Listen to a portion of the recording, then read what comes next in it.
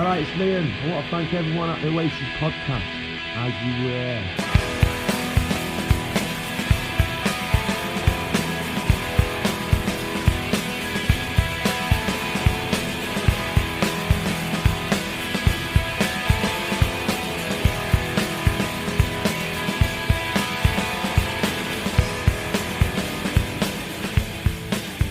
Hello and welcome back to the Oasis Podcast, the ultimate audio guide to Oasis. I hope you guys are all right. We have got a cool episode for you today. We have got an interview with a returning guest, which is Jim Salveson from the Radio XS Manchester evening show, where he does loads of new music and Manchester classics, that sort of stuff. So always good to catch up with Jim.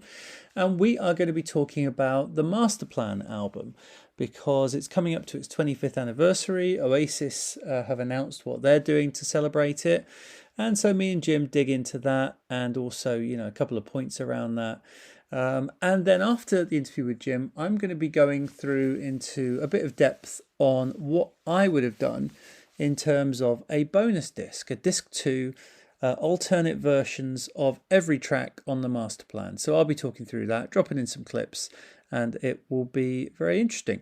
And if you want to check out my disc 2 of the Masterplan, then you can head over to Patreon and support me over there. I've put it together as a like an album, basically. It's there as an episode, so you can just listen to it from start to finish as an album. And it's a very good listening experience. I've listened to it a few times in the last sort of week, and it's it's really good, if I do say so myself. All right, so no real news to speak of, I don't think. So let's just crack on with the interview with Jim.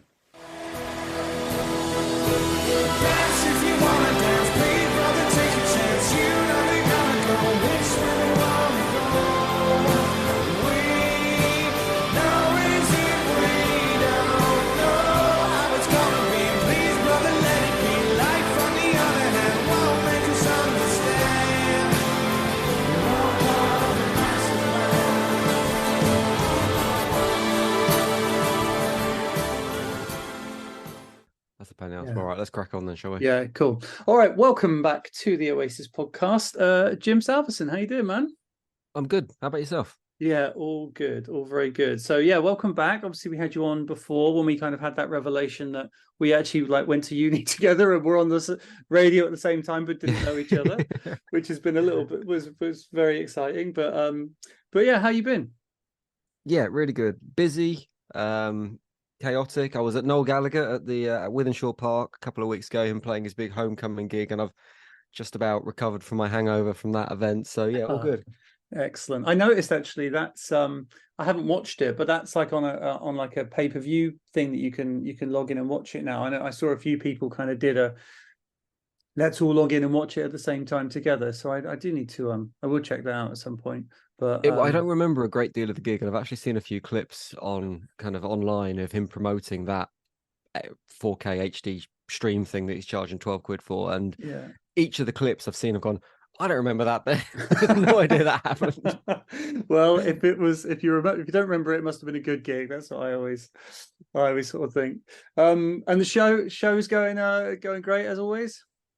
Yeah, so still cracking on with the XS Manchester evening show, where we get to play a load of obviously the Manchester music and play a lot of new music as well.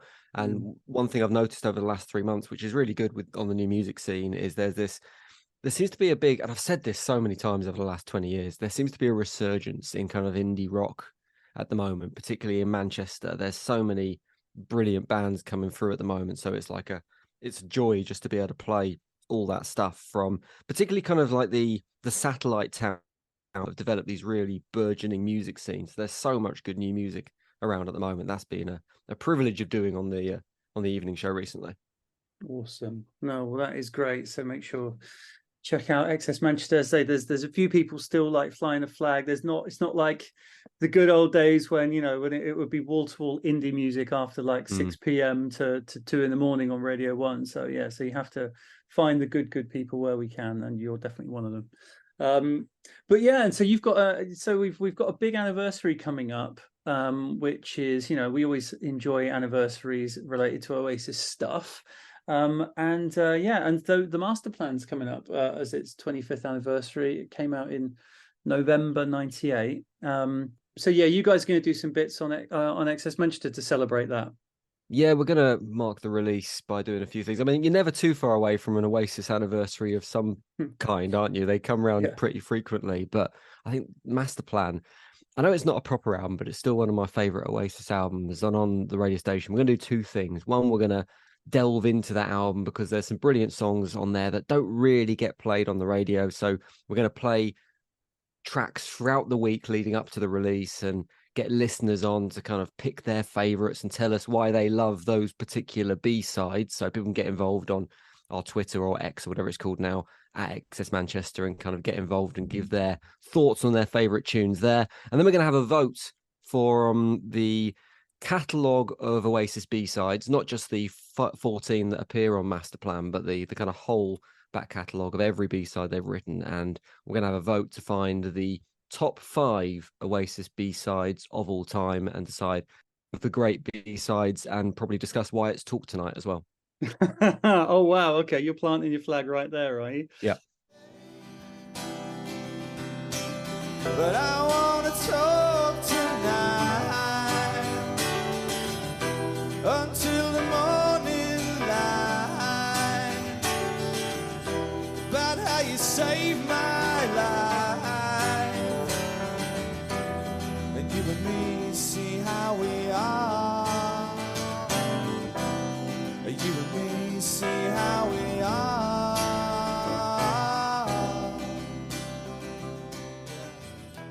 Fair play. I mean, it's so hard because, yeah, you straight away you think, oh yeah, Talk Tonight, that's definitely the best. And you go, wait, hold on a minute. What, you know, when I look at my kind of ranking that I did, you know, of all the Oasis tracks a few months ago, and actually, if you look at sort of my ranking, my number one choice is Let's All Make Believe, because I had that as like my 4th best Oasis song or something. So that would be my number one. But yeah, and then obviously Talk Tonight, the Masterplan itself. I think I had the Masterplan quite high up. So yeah, the Masterplan would definitely be up there for me. But yeah, well, it is a remarkable album. I mean, I remember it's got quite special memories for me because it came out. So I just started at university in September or October '98, and so the Masterplan came out in the November. And it was one of those, there was like an event in our student union where people were just giving out these, the promo singles. There's like a promo 12-inch, and it had like 4 tracks, 2 on each side. And they gave out the Masterplan kind of logo, and it's like a shield kind of crest. Yeah. And they gave out like cardboard things of those. And I held on to those for years. And I actually gave them both away as like Patreon gifts a few years ago. And now, like, you know, the Oasis Collectors Group guys are like, you know, pay massive money for those. I'm like, fuck, I should have held on to those actually. But yeah, so that was just so cool to go out and get that Oasis sort of freebie. And then obviously I bought the CD, even though I had all the tracks on the B-sides anyway. But I still went out and bought all the tracks, and it was a pleasure.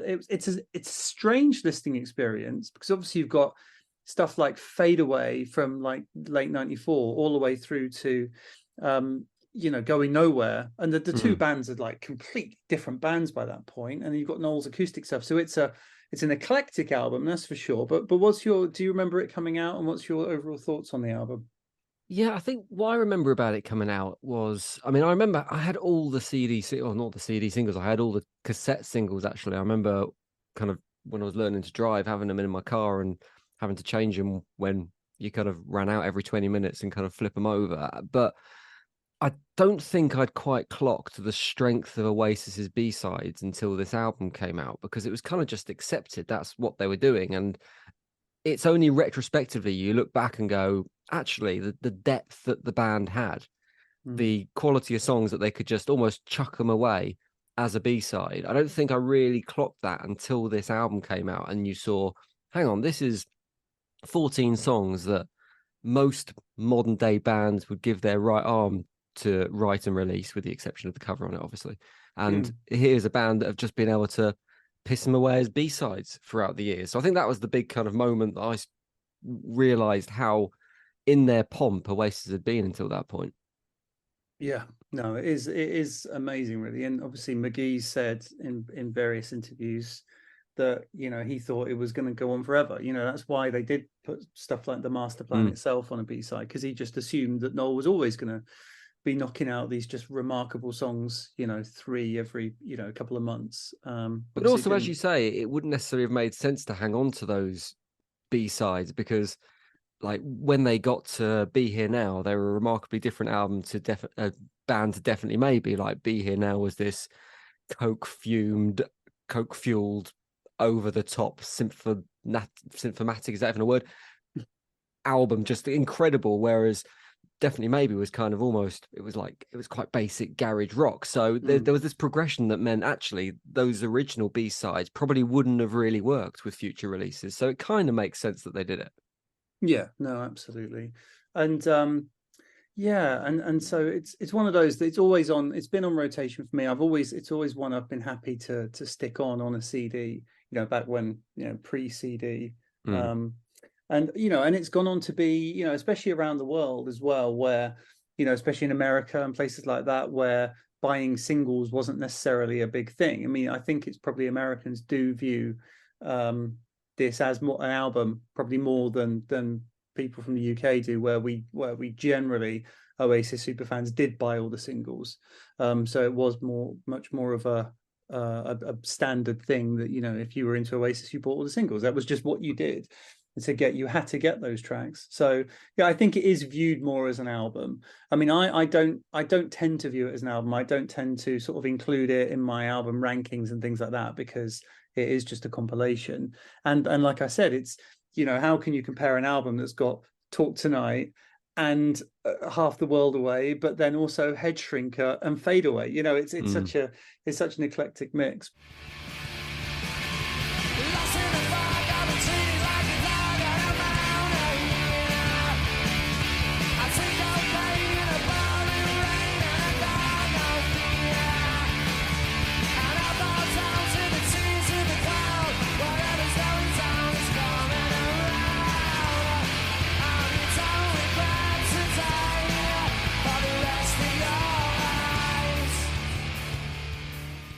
But I mean, for you personally, where does it rank in terms of albums like that you would regularly listen to? And would you listen to it as an album like that, or do you not tend to do that as much? It's a good question. I mean, you are right in the sense that it isn't an album. It spans a long period of time, and actually, as a body of work, it doesn't actually make that much sense because it's so varied. I do wonder that if those B-sides hadn't been B-sides, so if the like of Talk Tonight or Married with Children, is Married with Children on it? It is, I think, isn't it? No, it's not.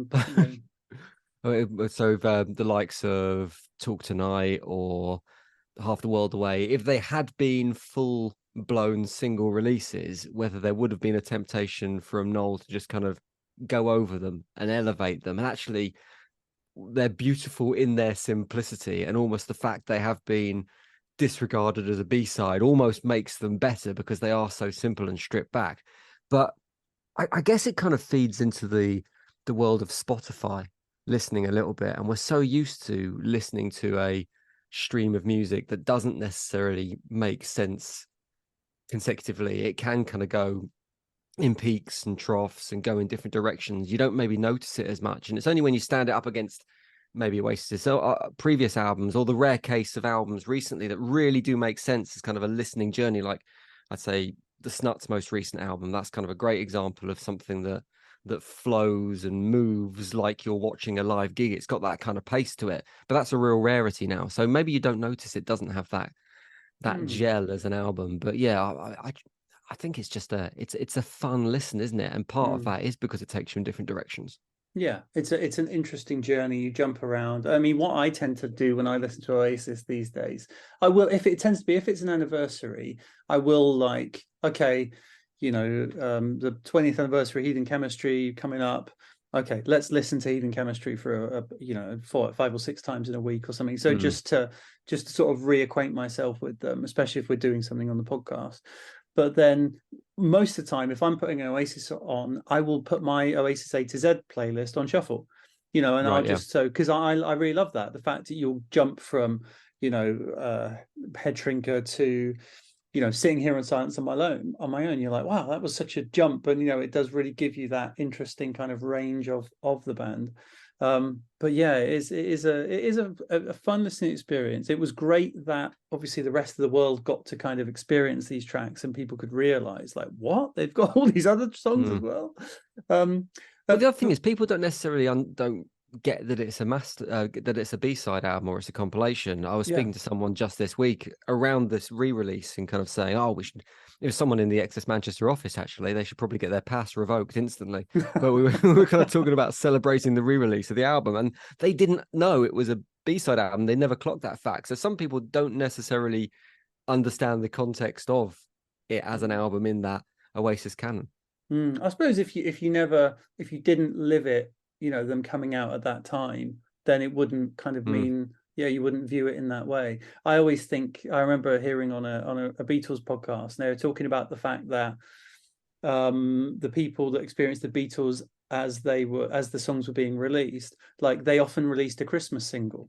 And so I wouldn't ever think like I Feel Fine is a Christmas song, but a lot of people, it was like, oh yeah, the Beatles are bringing out a Christmas single, and it, so they always associate the Beatles with Christmas, which is just so weird, because for me now it's completely separate from that. But yeah, I suppose it is if you haven't got that context of, oh well, actually, do you know what I mean? Coming out in the summer of '97, but it's so tied to these sort of certain points in time. But yeah, so as we get further away from that, that will be a bit more far removed. That's interesting. But yeah, so we are at this 25th anniversary now, and I just wanted to cover off the fact that, Oasis, management because what is Oasis these days? It's basically, Ignition, are releasing this sort of 25th anniversary. We were encouraged, if you're on the mailing list, you're encouraged to kind of share these images and use the hashtag Masterplan25, and, what could this be? What are they going to give us? And it's a vinyl and a cassette and some pretty averagey t-shirts, and and the even the remasters. It's like they've made a big play of, and it's the remasters from 2016. So it's like, oh, great, okay, thanks very much. Obviously all of the vinyl heads and the collectors are going to go out and buy it, but I just think, what a missed opportunity. I've said for years, and I built the playlist on Spotify a few years ago, like Masterplan Volume 2. Like, why not do Masterplan Volume 2? Like, I don't understand why you couldn't just do that. And there's so many tracks. I mean, there's sort of, I think total B-sides is like 40 or 40, alternate tracks and things like that.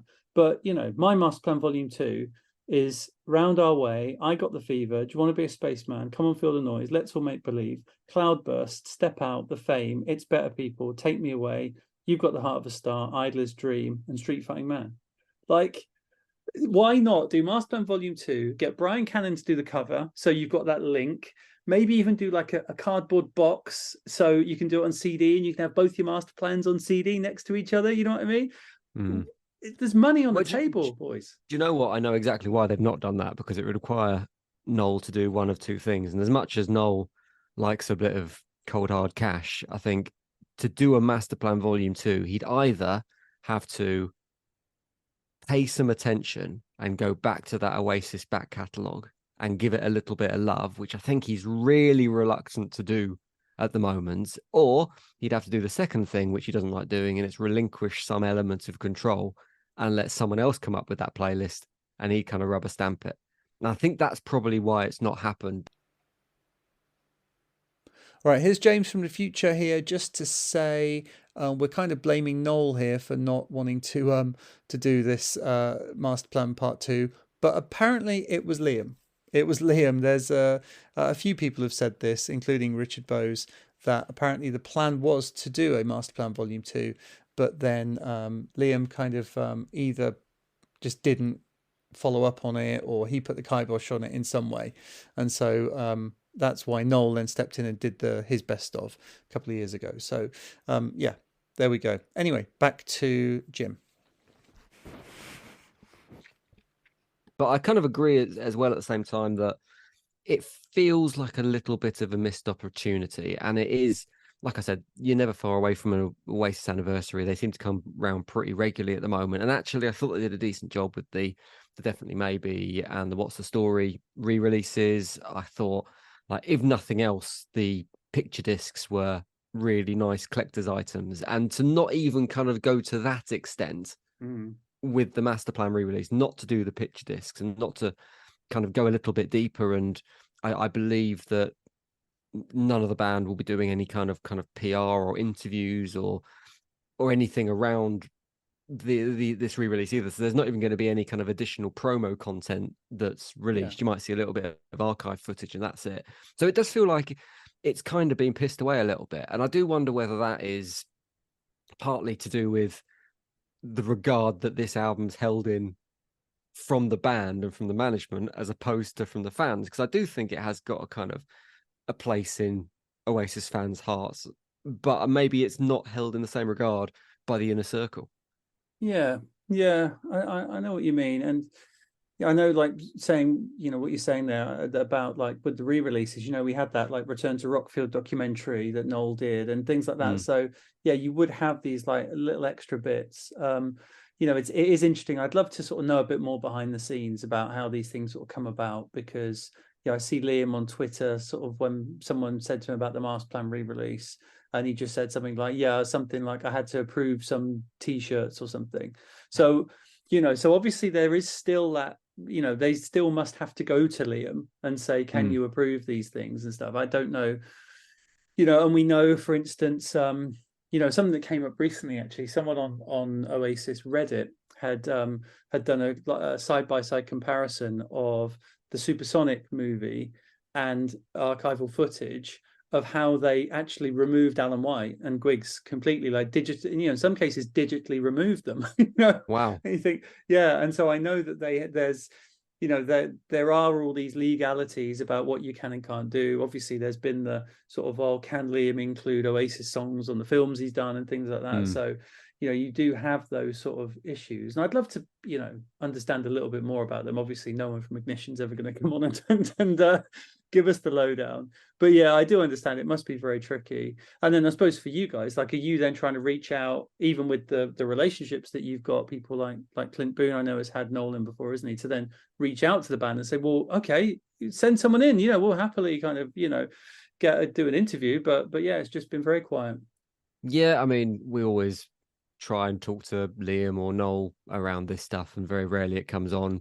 Clint, obviously, Noel was his roadie back in the day when he was with the Inspiral Carpet, so he's got a good relationship. But even then, it's kind of like it's asking for favors, and it is twisting people's arms to get them involved. Good afternoon, Clinton. Hey, how are you? How are you? I'm good. Yeah, good. Have you had a busy day talking about the new record? About a busy week. Yeah, not too busy. It's going to be a late one today. I've got radio shows right until 10 o'clock tonight, but it's all good. How about you? Yeah, good, man. I'm back on radio 5 days a week doing drive time for XS Manchester now, so that's all good. Right. And we're absolutely tanning your back catalogue and your new catalogue. Well, we should do as well, shouldn't we? Man's got to make a living. Well, you have and we have. Well, both of us. Yeah, absolutely. Great to have you back. Lovely to be chatting to you again. And with this record, you've broken away completely from your more traditional way of working, where I think normally you'd be sat at home writing songs on a guitar, then you go into the studio, get your producer, get on with it. It sounds like this has been a completely different approach, working with David Holmes. Is that right? Have you been using the studio as an instrument this time? Yeah, well, I'm not sure what that thing actually means, but it was all conceived in the studio. So he didn't want me to write any songs outside of the studio. So he was there at the genesis of an idea, so he could point me away from anything that I'd done before. Yeah. So, which is why the bulk of it, it's not all a complete departure, but I'd say 80% of it is kind of things that you wouldn't associate me with. But it was an incredible voyage of discovery, I've got to say. Even the likes of kind of Bonehead, who's been knocking around Manchester for a while. Obviously, he's had his health issues recently, but he doesn't get put up for this stuff as much as you might think. I mean, so I think this will be a low-key re-release from that point of view, but maybe the band are saving themselves for something next year. Who knows? Yeah. I mean, that does sound like definitely maybe 30 will be the big thing. I don't think it will be a full-blown reunion, but I think that, there will be some good stuff. And obviously Liam's talking I don't about... know. Do you know what? With the reunion stuff, I've always said it's never going to happen, and I didn't think it was going to happen, and it's always been off the table. But without going into specifics, I've heard a few things off a few people recently that, I mean, who knows whether it's pub chat or whether it's them making stuff up or whether they've actually got contacts with people. But there's some kind of like interesting stories that are emerging about if it was going to happen, exactly the logistics of how it would happen. So I've gone from being like, yeah, there's a 5% chance it'll happen, to maybe being 50-50 for something happening next year. That's interesting. Okay. Yeah, no, see, the rumor I'd heard, and I say I just don't know if this is complete BS or coming from somewhere, was not next year but the year after, that summer 2025 would then be Wembley, Etihad shows. But yeah, I mean it'd be great if they did do something for definitely maybe properly next summer, but I don't know. We know Liam's recording, so typically that would mean then he would be promoting his new album next year. Yeah, this is true. Yeah, so I don't know, but it is a tricky Plenty one. of time for them to fall out again by then, though, isn't there? Yeah, like, absolutely. It might be on now, but if you're talking like 12 months, 24 months, they're going to hate each other again. Yeah, no, I know what you mean. Well, look, and what else? So, what would you have done? I mean, if you've got is there sort of other Oasis B-sides that you personally would you have had a separate Masterplan Volume 2, or what would you have liked to have seen in this sort of release? I think it's always difficult to mess with anything that people love, and I don't think you're going to please everyone if you're going to go back and kind of go for a Masterplan Volume 2. And obviously your knowledge and depth on Oasis goes far beyond anyone else. I mean, some of the B-sides you mentioned in yours were ones I was like, I don't remember that even a little bit. I think it's a great album. I just like, it's also, for me, it's the album that kind of I learned the guitar to a certain extent. I remember buying the kind of whatever it's called, the music notes, whatever they call those books, the chords and whatnot, and kind of sitting down and trying to play every song off the album. So emotionally, there's a kind of a connection for me beyond what Oasis did with it. And I just think, I mean, I could probably do without the live version of I Am the Walrus. I've always thought that's been a little bit of an outlier on the album. I think it's a weird one to include. But other than that, I think they got it pretty much spot on. There's not too much I'd change about it. Yeah, no, I know what you mean. It is a bit unusual one to have it on there, especially like right in the middle of the album as it is. It's like, okay, that's a strange place to put it.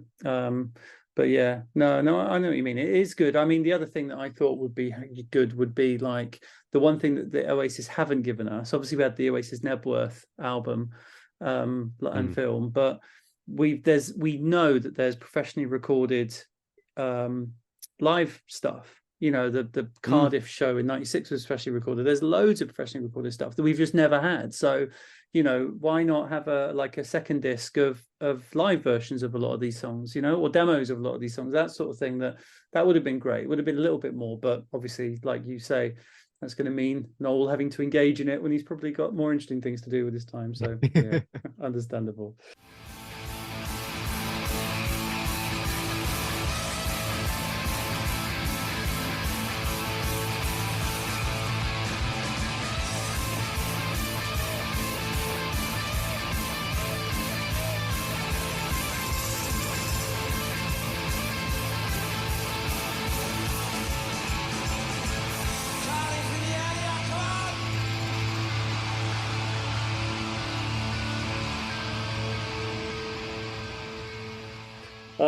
Jim, well, look, thanks so much for coming on, mate. So where can the kids find you online and on the radio? So yeah, if you're in Manchester, then 106.1 is the frequency, obviously available on DAB. You can get the Access Manchester app. If you're not online, that's in the App Store, the Android Store, and you can listen there. And smart speaker as well. It's all the normal places that you find radio stations, basically. And you can find me specifically if you're that way inclined between 6 and 10. That's when the evening show is. And like I say, load of indie anthems, loads of Manchester classics, not just Oasis, but from the normal likes of New Order, Joy Division, Elbow, etc., and obviously, yeah, sprinkling of new music as well from not just inside Manchester, but from outside as well. Cool. And I tell you what, we normally finish with the Oasis song and the guest choice, but I think we probably did that last time with you. So why don't you give us a new music pick, and I'll drop a clip of that in now. Oh, that's a good question. What am I liking at the moment? I'll tell you what. I'll recommend my current record of the week on the Excess Manchester Evening, called Seb Lowe. He's 20 years old. He's quite. If you like Declan McKenna, you're probably going to like Seb Lowe as well. Really individual, really quirky. He is set for superstardom, I think. His new tune, Billionaire Extraordinaire, is a cracker. So go check that out. Oh, all right. Well, we'll check out a bit of Seb Lowe. But Jim, thank you so much, mate.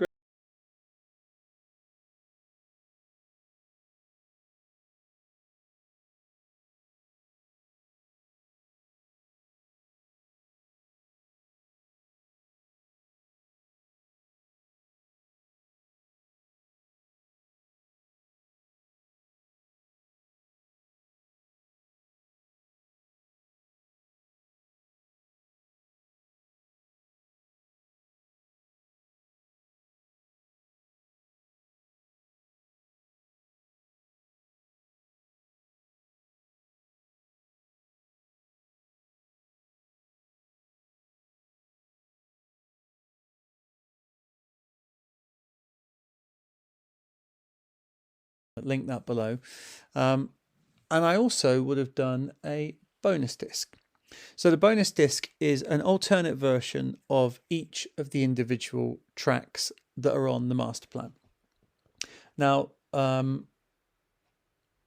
looking at this, I really wanted to get a bit of a mixture of some live, some demos, some alternate versions, some very famous ones, some less famous ones. The only thing that I really wanted to do was only release things that have not been released officially, as in on streaming, or on sort of CD or vinyl or whatever. So none of these have had an official kind of proper release as such. And we'll go through, as we go through, we'll sort of point out where you can get hold of them.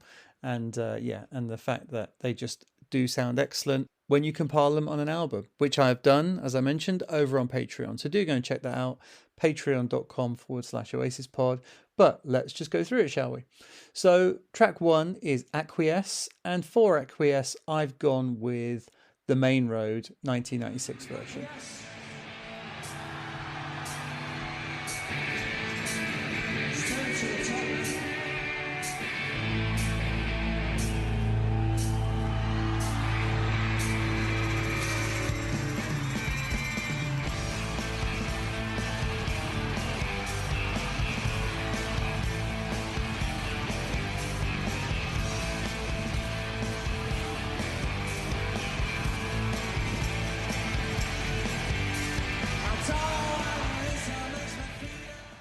Yes, I know it's the obvious choice, but it had to be done. I actually went through quite a few live versions of Acquiesce, and I just kept coming back to this one. I think it sounds the best.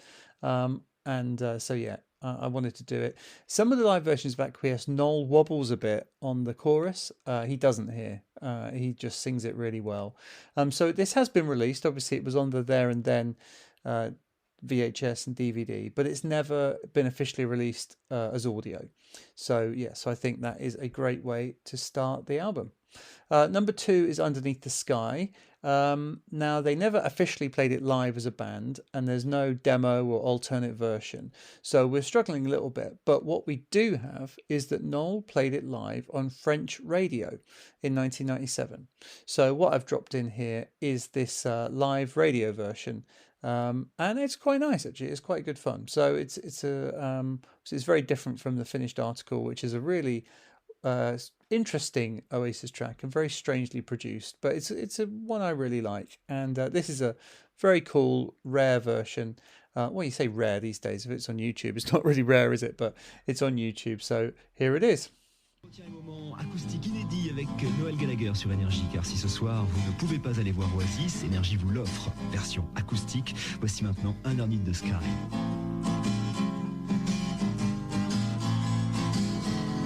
Underneath the sky of red is a storyteller sleeping alone. He has no faith and he has no name. His whereabouts are sort of unknown. All he needs is his life in a suitcase. It belongs to the friend of a friend. And as we drink to ourselves, we'll amuse ourselves underneath the sky again. All right, number 3, we have Talk Tonight. So Talk Tonight, I have gone with the version on the White Room featuring Paul Weller in 1995.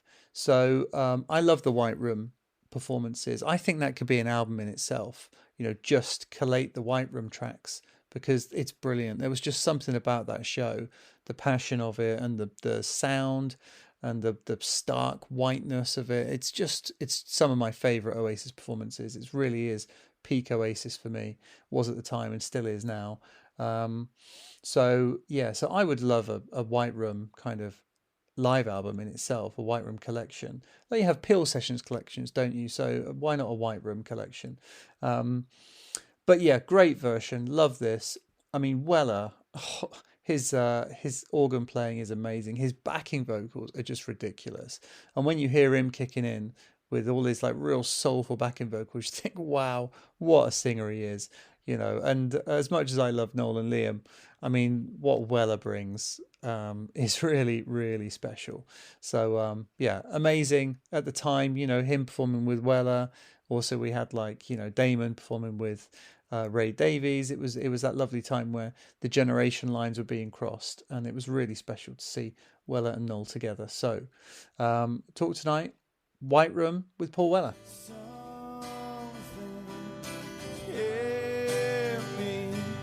Somewhere right between the eyes, sleeping on a plane, you know you can't complain.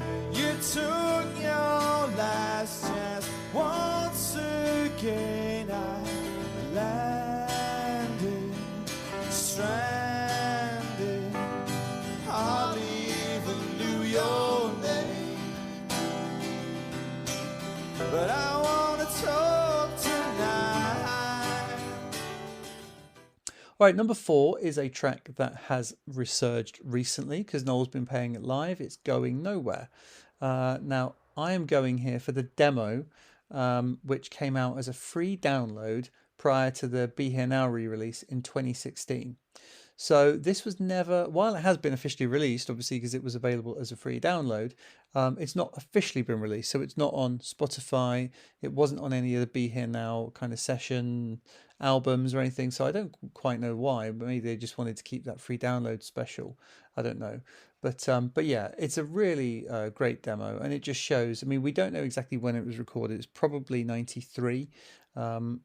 It's from that set of Mark Coyle recordings at Mauldeth, Mauldeth, I think it's Mauldeth Road West Studios. So it's around that time, 92, 93. So it's really, really early. And it's interesting. There's a few sort of lyrical changes and things that what he ended up doing. But yeah, it's just brilliant. I think that, you know, when he's singing, you know, I want to get me a motor car, maybe a Jaguar. You know, that's because he was genuinely skint. Whereas then by the time he's singing it in 1997, it's kind of ironic then because he's got all those things. So, well, he didn't have a Jaguar. He had a Rolls Royce, but there you go. So yeah, great version here. The other thing I was thinking about putting on was an instrumental version, or like I mean, it's nothing, they haven't made it available, but you know, if they did a version with, say, just the strings and the horns, I think that would be great. You know, that would be really interesting. So, but anyway, I've not gone for that because it's not really available. There's a couple of instrumental kind of versions that have been put on YouTube, but they're not real ones. They're fake ones that people have put together, and they always have that sort of weirdness that where you can kind of still hear it. So it doesn't sound brilliant, but happy to go with the demo. Different versions of many men have come before you came. All their questions were similar, the answers were just the same.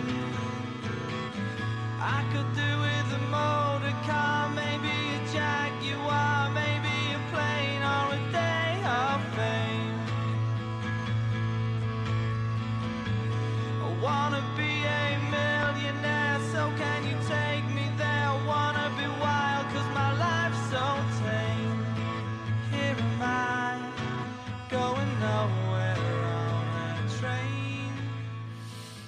All right, next up we have Fade Away. And so in this case, I have gone with the Glasgow Barrowlands performance from 2001. I think it was brilliant that they brought back Fade Away into the set. Having not played it for years, to bring it back in 2001 was great. I thought that the version they did was amazing. The other option, I suppose, could be the Help album version. Also, the demo is also available, but both of those have been officially released. So, no, I don't think I would go with those. Let's go with a live version and the full-on punk version. This tour, I think Oasis Mark II were really at their peak. This is the one where I even like the version they did of Columbia, so that says a lot. But anyway, yeah, Fade Away, Glasgow Barrowlands 2001.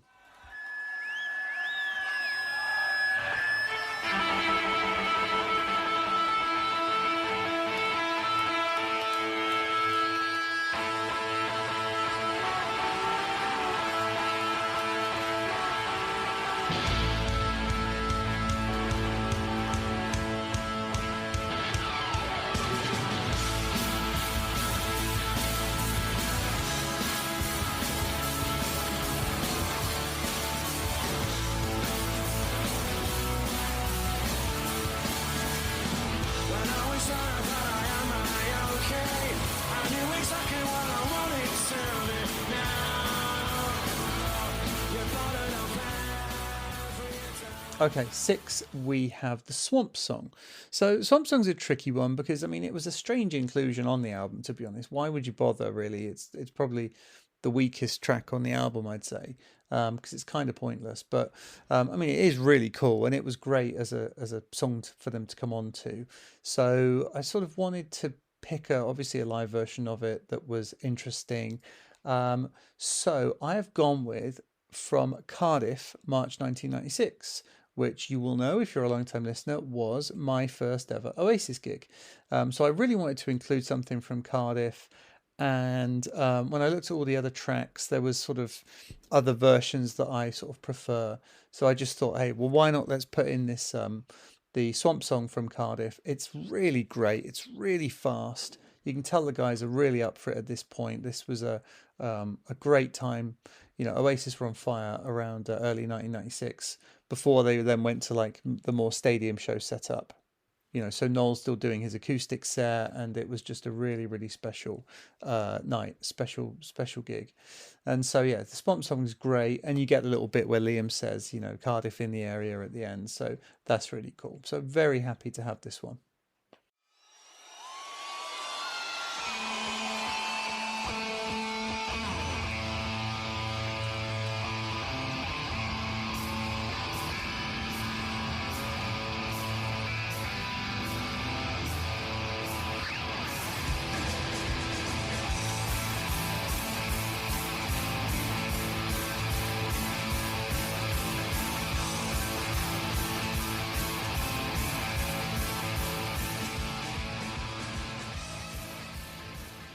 Right, number 7, we have I'm the Walrus. And here I was torn because I thought, well, why not? This would be a perfect time to have the Sawmill Studios version that we know has just resurfaced recently. You know, for years we always wondered, is there really an I'm the Walrus in the studio? And we didn't think there was. We thought, you know, there's rumours that we had it. Brian Garcia's got it. And now we've got it. You know, it is out there, and it's sort of, you know, you could get hold of it through downloads, and it is now on YouTube. So yeah, so it is out there for everyone to hear. But I'm the Walrus. I did think about that, but I've gone against that because surely, come on, that Sawmill Studios CD should just be its own thing. You know, that needs to get an official release. Come on, Oasis, have a chat with the guys. Let's get that out as a proper release. You know, we've got Definitely Maybe 30 coming next year. That would be absolutely ideal to tie in with Definitely Maybe 30 coming. So, yeah, that would be brilliant. So what I've gone with instead is the Earl's Court 1995 version. Now, you guys know, if you've listened to this podcast, that I absolutely love this. This is probably my favourite version of I'm the Walrus, except the Beatles one, obviously. And the reason for it is primarily that you've got the bootleg Beatles there, you've got the horns and everything going, which is great. You've got the, the added like beefed up woos when, which is just really, really good. And it's just, there's a real passion to it. Once again, this is peak Oasis, really going for it, beefed up sound. Absolutely love it. Liam's amazing on this recording. And it's also a little tribute to Andre Barrow, George, who is in the beat, George from the Bootlegs, who you see on the video and everything, who died recently. So yes, very happy to include this as a tribute to him.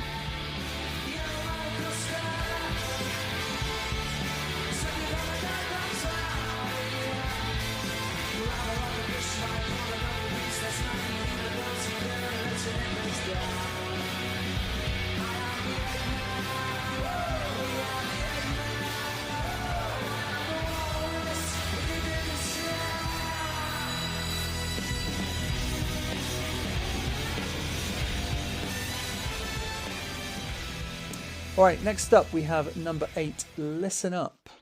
Now this is another interesting choice because there's lots of different versions of Listen Up. I'm going to go with Vancouver in 1995. Now, this is probably the best live recording we've got of it because it was a soundboard recording. So yeah, it's an excellent recording, and it's a tough one for Liam to sing because it's very, very high. And they don't sort of attempt to move the pitch down, I don't believe. So, or the key, key, pitch, whatever. I'm not a musicologist, leave me alone. But yeah, I think Liam does a great job here. Yeah, he wobbles a bit, but that's part of the charm of this track. Love how Liam sings it. Fantastic stuff. So, yeah, we're going Listen Up, Vancouver, 1995.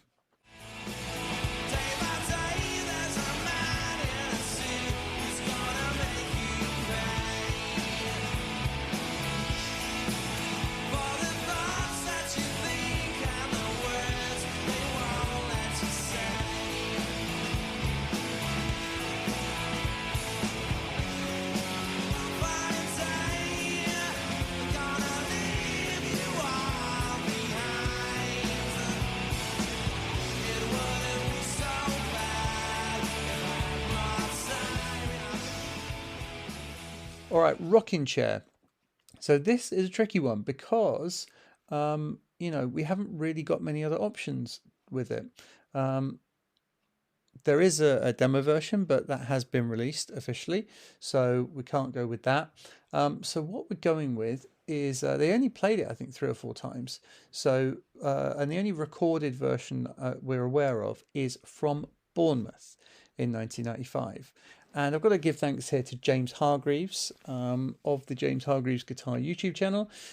He put this up on his YouTube channel and he remastered it. So he kind of tidied it up and made it sound a bit clearer because it's not the best recording. I think it's just like a fan recording. So he sort of really improved it. So I would include it on here. Obviously, we'd try and get a better recording if it was going to be on the actual album, but I think it's good enough. So, and it's a very, very different sound. They've gone full electric with it, which is a strange choice. I mean, I love the acoustic guitars in Rockin' Chair. I think it's absolutely incredible. Here, rocked up like this, it's interesting, it's different, but yeah, it wouldn't be my choice for that song. But it's definitely interesting and makes for a great track on this album.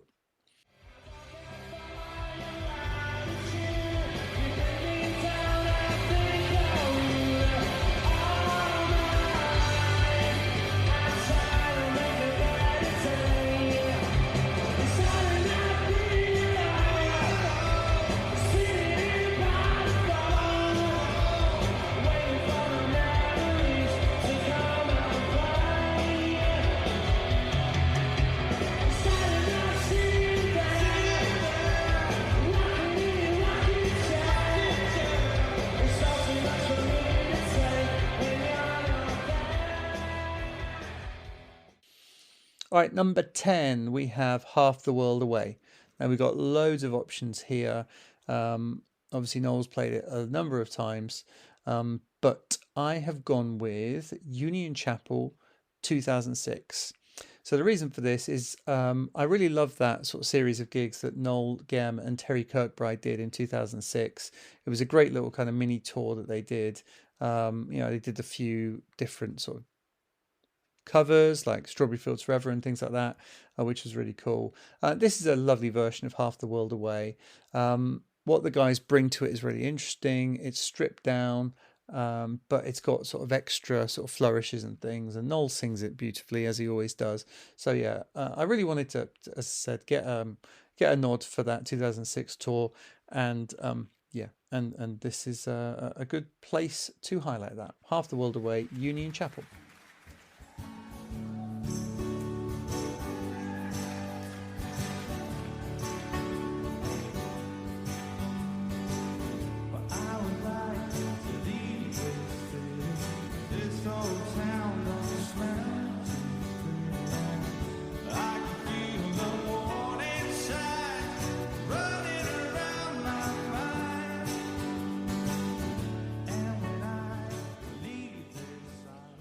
All right, 11, we have It's Good to Be Free. And with this one, I'm going back to the White Room. As I said, I would have the White Room Sessions as an album on its own, but we're going to go with the White Room here. This is a great version. I can't help but listen to it without having that image of Liam drenched in sweat, just really giving it. And, it's just so moody and dark. It's such a weird and interesting song. I every time I listen to it, I'm just sort of intrigued by it. Just something really special about that one. And it's a great version. It's a brilliant version. Liam sounds great. The whole band is just absolutely on top form. So fantastic stuff.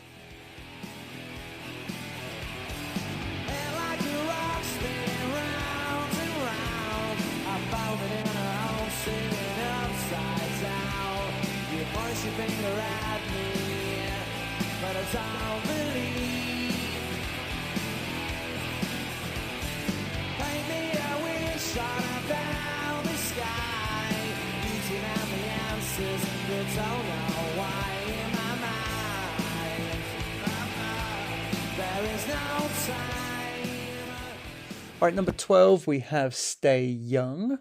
So there is a demo, as we know, but it has been officially released. So I have gone with GMEX 1997, the live show that was put out on MTV. Once again, another one that we've got a good recording of, so why not release an album? But as it is, let's go with this one coming out here. They performed it in 1997. They performed it 43 times, but then they didn't play it again after that, potentially because it's so high. So Liam sort of struggles to sing it. But it's famously the closing theme to a well-known indie podcast, which means it always holds a special place in my heart. So here is Stay Young from GMEX 1997.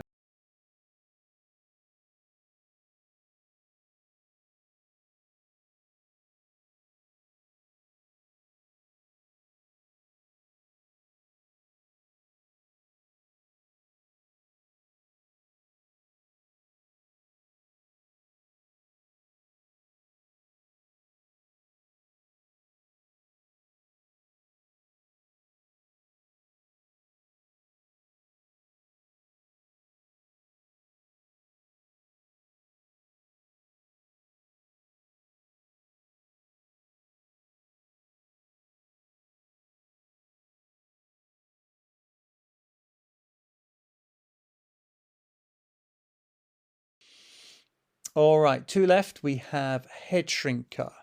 Now, Head Shrinker, there's a few sort of interesting versions of it that you can check out.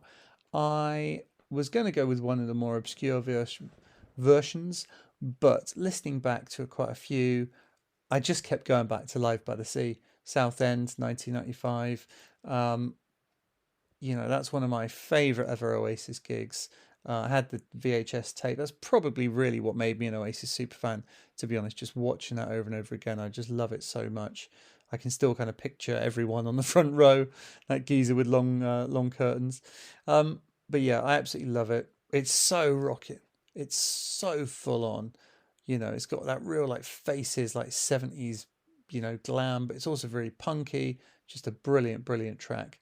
So yeah, absolutely. Head Shrinker, Southend 1995, the Live by the Sea.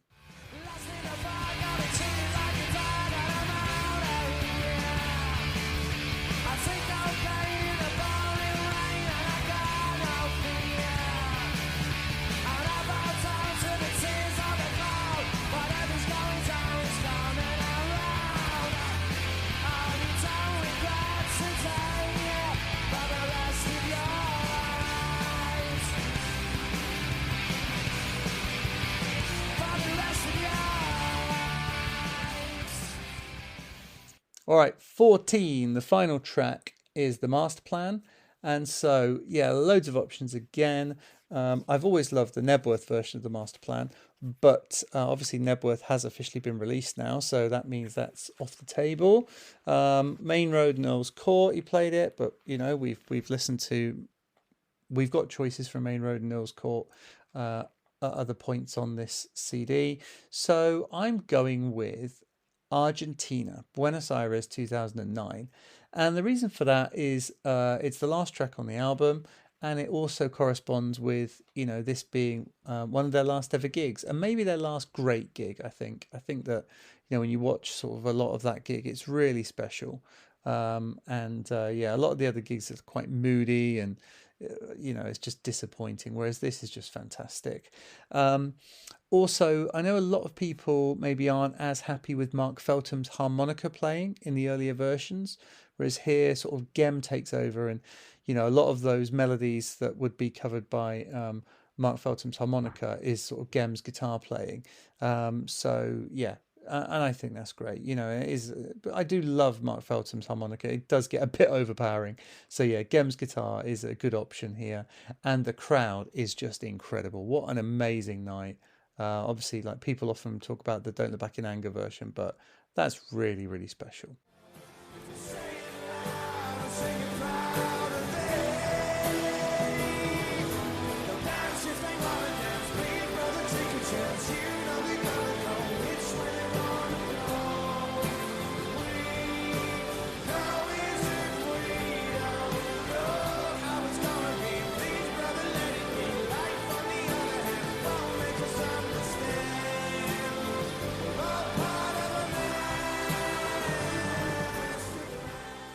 So there we go. That is my bonus disc of the Masterplan.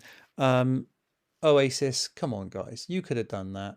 You know, yeah, it's probably going to cost you a few quid in, you know, contacting whoever owns the rights to the White Room and whoever owns the rights to some of those other gigs. But, you know, it would have been worth it. That would have sold. That definitely would have sold. And having those on Spotify and YouTube, they would have got loads of views. So that would have made you money in the end, I promise. But anyway, there we go. Oh, and I just wanted to dedicate this episode to a couple of people, actually. First off, someone you may have seen on Twitter, who goes under Titanium Girl. She was actually called Isabel, and she was only 19 years old, and she really sadly died a few days ago. I assume her parents or someone has taken over her Twitter and explained that, yeah, she passed away 4 or 5 days ago as I'm recording this.